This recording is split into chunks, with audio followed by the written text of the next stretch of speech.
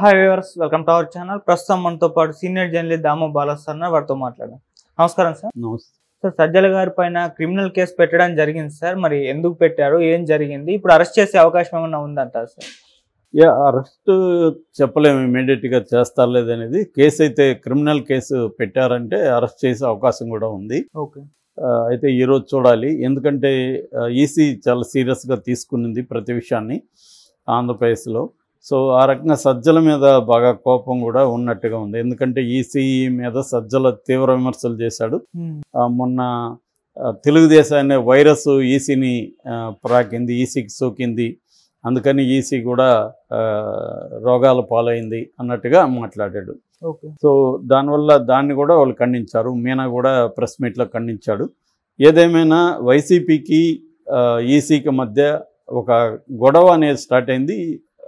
ఆ కాంటెక్స్లో అరెస్ట్ చేసే అవకాశం కూడా ఉంది. బట్ ఇప్పుడు ఆయన మీద కేసు ఎందుకు పెట్టారు అసలు అన్నప్పుడు, మొన్న బుధవారం కౌంటింగ్ ఏజెంట్స్, వైసీపీకి సంబంధించిన కౌంటింగ్ ఏజెంట్స్ అవగాహన సదస్సు జరిగింది. అందులో కౌంటింగ్ ఏజెంట్స్ ఎలా బిహేవ్ చేయాలి ఏంటి అనేది ఈయన గైడెన్స్ ఇచ్చాడు. ఆ క్రమంలో ఈయన కొన్ని కామెంట్స్ చేశాడు.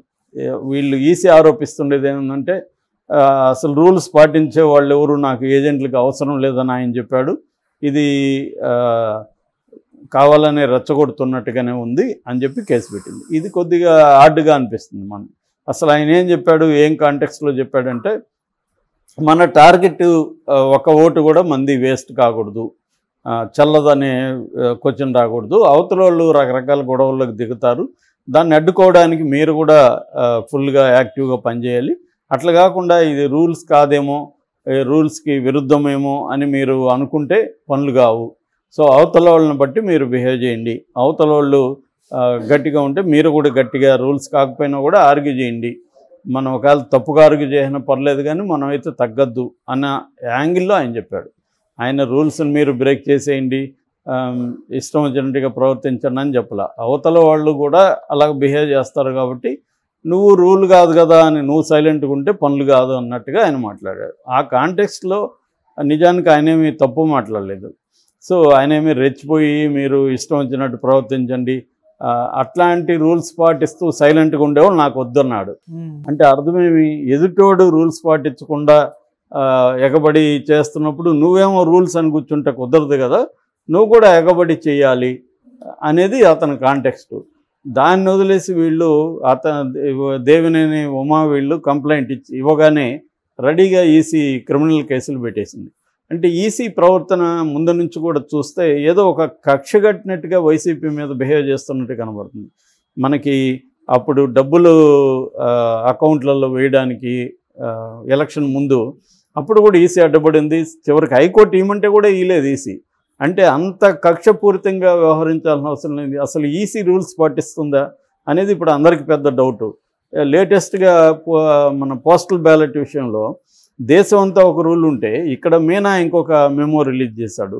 ఆ డిక్లరేషన్ 13A ఫామ్ మీద గేటెడ్ వాళ్ళ సైన్ ఉంటే చాలు, సీల్ లేకపోయినా పర్లేదు. దీన్ని ప్రశ్నించినప్పుడు వాళ్ళు ఒప్పుకోలేదు. అసలు వీళ్ళు ఈసీకి కూడా కంప్లైంట్ చేశారు, సెంట్రల్ ఈసీకి కంప్లైంట్ చేశారు. అయినా కూడా వాళ్ళు పిడివాదంతో కూర్చుంటే హైకోర్టుకి వెళ్ళారు. హైకోర్టుకి వెళ్ళగానే మళ్ళీ మేము వెనక్కి తీసుకుంటున్నాం. మరి నువ్వు మెమో ఎలా ఇచ్చావు? ఇప్పుడు నువ్వు రూల్స్కి విరుద్ధంగా నువ్వు ఇచ్చావు కదా, మరి నీ మీద ఎవడు యాక్షన్ తీసుకోవాలి? అట్లాగే హైకోర్టును ధిక్కరించారు కదా, హైకోర్టు రూల్ నువ్వు పాటించుకోకుండా మళ్ళీ గతంలో ఎప్పుడు ఇచ్చారు ఈ డబ్బులు అవన్నీ నీకెందుకు, హైకోర్టు ఇమ్మనింది కదా, నువ్వు ఇవ్వాలి కదా. సో ఇలాగా ఈసీ బ్రేక్ చేస్తున్నప్పుడు రూల్స్, మరి ఇదే రూల్స్ వాళ్ళకు వర్తించవా? అదే సమయంలో మన పిన్నెల్లి విషయానికి వస్తే, పిన్నెల్లి ఇవి ఈవీఎంలు ధ్వంసం చేసే 1 minute వీడియోని లోకేష్ ఎలా రిలీజ్ చేశాడు? లోకేష్కి ఎక్కడి నుంచి వచ్చింది? దాని మీద లోకేష్ మీద ఎందుకు చర్య తీసుకోలేదు? లోకేష్ మీద కూడా సజ్జల మీద పెట్టినట్టుగా కేసు పెట్టాలి కదా, మరి నువ్వు ఎట్లా బయట పెడతావు అది అని పెట్టాలి కదా, మరి ఎందుకు పెట్టలేదు?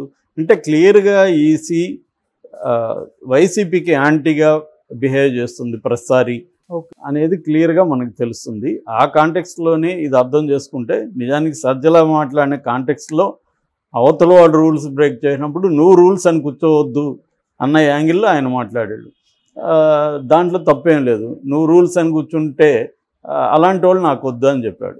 అంటే అవతల వాళ్ళని బట్టి నువ్వు బిహేవ్ చేయాల్సి ఉంటుంది. అవతల వాళ్ళు రూల్ పాటించరు. ఇప్పుడు గొడవలు కూడా అదే కదా, వీళ్ళు పిన్నిళ్ళు చేసిన గొడవ కూడా అదే కదా. అవతల వాడు రూల్ పాటించలేదు, వాళ్ళు రిగ్గింగ్ చేశారు. రిగ్గింగ్ చేసినప్పుడు ఆ ఓట్లన్నీ తమ ఓట్లు కూడా వాళ్ళు వేసుకున్నారు. అట్లాంటప్పుడు ఆయన దాని మీద కోపం ప్రదర్శించాడు. అది లీగల్గా తప్పు ఖచ్చితంగా. కానీ దాని బ్యాక్గ్రౌండ్ కూడా బయటికి రావాలి కదా. అక్కడ డ్రగ్గింగ్ చేశారని కలెక్టర్కి కూడా ఆయన కంప్లైంట్ చేసినా కూడా చర్య తీసుకోకపోతేనే కదా అది చేశాడు. సో ఈ విషయాలంతా చర్చించకుండా ఓన్లీ వీడియో చూసి మాత్రమే మాట్లాడితే అది సమగ్రంగా ఉండదు. సో ఈసీ క్లియర్గా ఈసారి ఎన్నికల్లో చంద్రబాబు దేనికైతే పొత్తు పెట్టుకున్నాడో అది మ్యాక్సిమం వర్క్ అయింది చంద్రబాబుకి. ఎందుకంటే ఈసీ తన వైపు ఉంటే తను అనుకున్నట్టు ఎన్నికల్లో పోల్ మేనేజ్మెంట్ అనేది చేస్తుంది. నిజానికి పోల్ మేనేజ్మెంట్ అనకూడదని పోల్ మ్యానిపులేషన్ అనాలి. ఎందుకంటే చంద్రబాబు చేసింది ఇప్పుడు పోల్ మ్యానిపులేషనే. ఈసీని మ్యానిపులేట్ చేసి తనకు అనుకూలంగా మార్చుకున్నట్టే ఎవరికైనా అబ్జర్వ్ చేసేవాడు కనిపిస్తే అది మన తప్పు కాదు కదా, జరుగుతుంది అలాగా. మరి సో లాస్ట్ మినిట్లో లేకపోతే ముందు రోజు నైట్ 5 మంది సీఎల్ని ఎవరైనా మారుస్తారా? నెక్స్ట్ వచ్చేవాడికి ఆడేముంటుంది, ఏం తెలుస్తుంది? సో క్లియర్గా ఏంటంటే వైసీపీ వాళ్ళ ఎక్కువ కంప్లైంట్లు కానీ, తర్వాత రీపోలింగ్ జరగాలని కానీ, తర్వాత పోల్ బ్యాలెట్ విషయంలో కానీ వాళ్లే గోల్ చేస్తున్నారంటే అర్థమే అవుతుంది కదా. తెలుగుదేశం వాళ్ళు ఎక్కడ కూడా గోల్ చేయట్లేదు. వాళ్ళకి ఇంకా బాధ ఏంటంటే ఆయన సిఎస్ను మార్చలేదని తెలుగుదేశం బాధ, అంతకంటే ఏం లేదు. ఎలక్షన్ కమిషన్ మీద వాళ్ళ ఆరోపణ ఒకటే, సిఎస్ను మార్చలేదు. మనం ఎవరినైనా తెలుగుదేశం వాళ్ళతో మాట్లాడుతున్నప్పుడు అంత బాగానే ఉంది కానీ సార్ సిఎస్ను మార్చలేదు కదా సార్ అనేది వాళ్ళ అసంతృప్తి. అంటే అది కూడా మార్చేసి ఉంటే మాకు కంప్లీట్గా మా వైపు ఉండేది కదా అని. అంటే ఇంత రిస్క్ తీసుకొని మేము మైనార్టీ ఓట్లు రావు, ఇంకోటి ఇబ్బందులు ఉన్నా కూడా బీజేపీతో ఎందుకు గెలిచాము, ఈసీ మా వైపు ఉంటుందని కదా, కానీ మా వైపు ఉంది కానీ సిఎస్ని మార్చలేదు కదా అన్న బాధతో సిఎస్ మీద రోజు ఏబిఎన్ అయితే సిఎస్ని మార్చేస్తున్నట్టే లైవ్లు పెట్టి డిస్కషన్ పెట్టారు. సిఎస్ బదిలీ అనే పెట్టారు టైటిల్, కానీ మార్చలేదు ఇప్పటివరకు. మరి మారుస్తారేమో తెలియదు. అంటే క్లియర్గా ఒక కక్షపూరితంగా వ్యవహరిస్తున్నట్టుగా కనబడుతుంది తప్ప న్యాయంగా వ్యవహరిస్తున్నట్టు, రూల్ బుక్ని ఫాలో అవుతున్నట్టు మనకు కనబడట్లేదు. ఫాలో అయితే అట్లాంటి మెమోని ఇష్యూ చేయరు. ఎందుకంటే ఏ రాష్ట్రంలో కూడా అలాంటిది లేనప్పుడు ప్రత్యేకంగా ఆంధ్రప్రదేశ్కి ఎందుకు అలాంటి మెమో ఇష్యూ చేశారు? మరి ఇష్యూ చేసిన మీద అతని మీద ఎందుకు, మీనా మీద ఎందుకు సెంట్రల్ ఈసీ ఇష్యూ చేసిన మెమో కరెక్ట్ అనుకుంటే కోర్టులో కూడా ఆర్గ్యూ చేయాలి కదా, అవును మేము ఇచ్చింది కరెక్టే అని. మరి కోర్టుకు వీళ్ళు వెళ్ళగానే మేము అది విత్డ్రా చేసుకుంటున్నామని ఎందుకన్నారు? అంటే వీళ్ళు వెళ్ళకపోయింటే అది రాంగ్ మెమో అయినా కూడా అమల్లోకి వెళ్ళిపోయిండదు కదా. సో క్లియర్గా ఈసీ ఈ 2 సందర్భాల్లో కూడా, అంటే కోర్టుకి 2 సార్లు వెళ్ళినప్పుడు 2 సార్లు కూడా, ఒకసారేమో కోర్టు ధిక్కరణకు పాల్పడింది, కోర్టు చెప్పినా కూడా ఇవ్వలేదు, కోర్టు దాని మీద ఆగ్రహం కూడా వ్యక్తం చేసింది సెలెక్ట్ చేసే కమిటీ. ఆ కమిటీలో majority Modi and cabinet minister కాబట్టి వాళ్ళు చెప్పిన వాళ్ళు ఉంటారు కాబట్టి వాళ్ళ మాట వింటారు. ఫైనల్గా మోడీ ఏం చెప్తే అది వింటారు. సో బీజేపీతో పొత్తు పెట్టుకుంది కాబట్టి తెలుగుదేశానికి కంప్లీట్గా అనుకూలంగా ఉన్నట్టు కనిపిస్తుంది. సో దీనికి వ్యతిరేకంగా వైసీపీ ఫైట్ చేస్తుంది. దాన్ని దృష్టిలో పెట్టుకొని మేబీ సజ్జల గతం మొన్న కూడా వైరస్ సోకింది ఇవన్నీ అన్నారు. అవును, వాళ్ళు నువ్వు మాత్రం వన్ సైడ్ ఉండొచ్చు, నిన్ను విమర్శించకూడదు అంటే ఎలాగా? ఈసీని విమర్శించే హక్కు ఎవరికైనా ఉంటుంది కదా. సో దాన్ని దృష్టిలో పెట్టుకొని క్రిమినల్ కేసులు పెట్టి వేధించడం అనేది క్లియర్గా కనిపిస్తుంది.